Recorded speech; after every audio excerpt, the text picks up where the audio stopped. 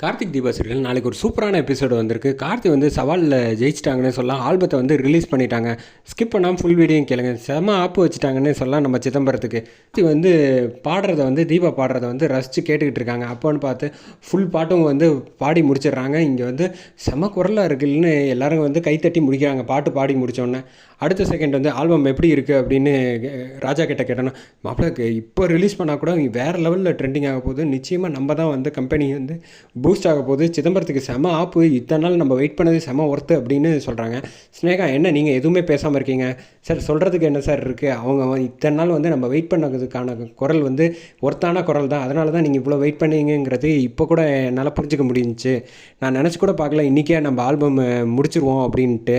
வாழ்த்துக்கள் sir advance அப்படின்னு கை கொடுக்குறாங்க. அப்பான்னு பார்த்து மீனாட்சி வந்து வராங்க. வந்துட்டு தீபா கிட்ட பேசிகிட்டு இருக்காங்க.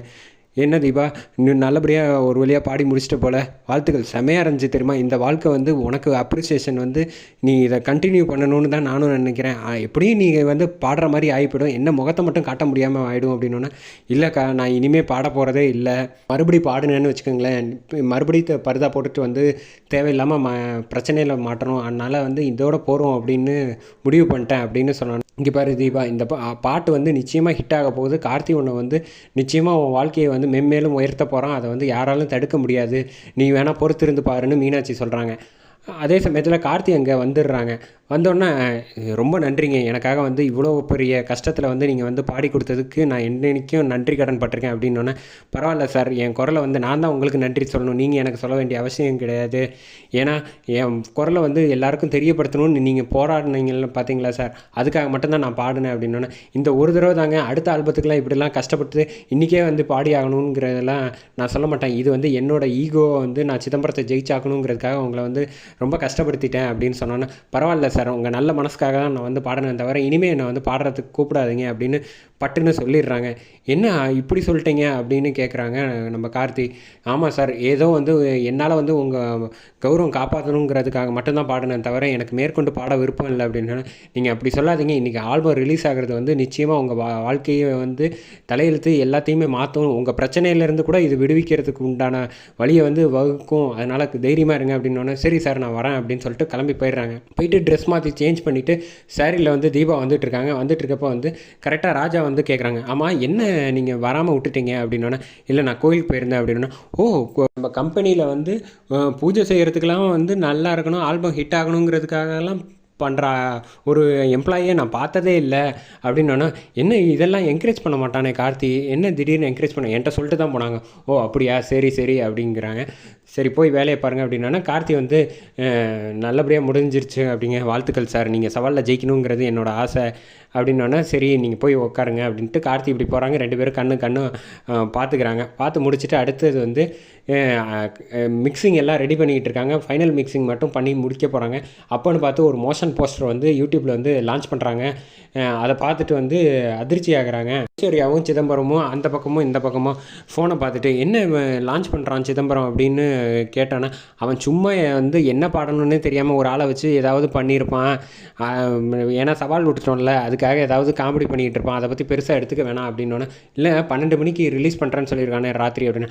ஆமாம், ராத்திரி ரிலீஸ் பண்ணானா எவன், இவங்க கம்பெனியில் உள்ள ஆளுங்க 10 பேர் பார்த்தா தான் உண்டு, சரி விடு நம்ம வேலையை பார்ப்போம் அப்படின்னு சொல்லிட்டு சிதம்பரம் வந்து கண்டுக்கல.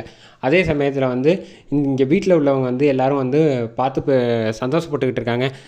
கார்த்தி வந்து நல்லபடியாக ஜெயிச்சிருவான், ஆல்பம் ரிலீஸ் பண்ண போகிறான், இங்கே பாரு மோஷன் போஸ்டர்லாம் ரிலீஸ் பண்ணியிருக்கான் அப்படின்னு பேசிகிட்டு இருக்காங்க. அப்புறமேட்டுக்கு சிதம்பரத்துக்கு வந்து சந்தேகம் வந்தோடனே ஃபோன் பண்ணி கேட்குறாங்க, என்ன ஆச்சு ஐஸ்வர்யா, ஒரு தகவலும் கொடுக்கல அப்படின்னோடனே, என்ன சொல்கிறது, எனக்கே இதை பார்த்தோன்னு அதிசயமாக தான் இருக்குது, எப்படி ரிலீஸ் பண்ணியிருக்கான்னு தெரில, அப்படியே ரிலீஸ் பண்ணுறதா இருந்தாலும் வந்து ஒருவேளை ஒய்ஃப் பாடியிருப்பாளோ தீபா அப்படின்னோடனே, அப்படி இருக்க வாய்ப்பே கிடையாது, ரூபஸ்ரீ அவங்க வீட்டில் வந்து கார்த்திகை வச்சு அசிங்கப்படுத்துனாங்க, அவமானப்படுத்தினப்போ கூட ஒரு வாயை திறந்து சொல்லாதவ வந்து இப்போ பாடியிருப்பாளா, அப்படி இருக்க சான்ஸே கிடையாது அப்படின்னோடனே, சரி அப்படி வேறு யாரை வச்சு லான்ச் பண்ணியிருப்பான், அவன் ஃப்ரெண்டு ஒருத்தன் இருப்பான் கானா பாட்டு பாடிக்கிட்டு சூப்பராக, அவனை வச்சு தான் ரிலீஸ் பண்ணியிருக்க வாய்ப்பு இருக்குது அப்படின்னு சொன்னோன்னே, ஓ அப்படியா, சரி ஏதாவது அப்டேட் இருந்துச்சுன்னா சொல்லு அப்படின்னு சொல்லிட்டு சிதம்பரம் வந்து ஃபோனை வச்சிடறாங்க.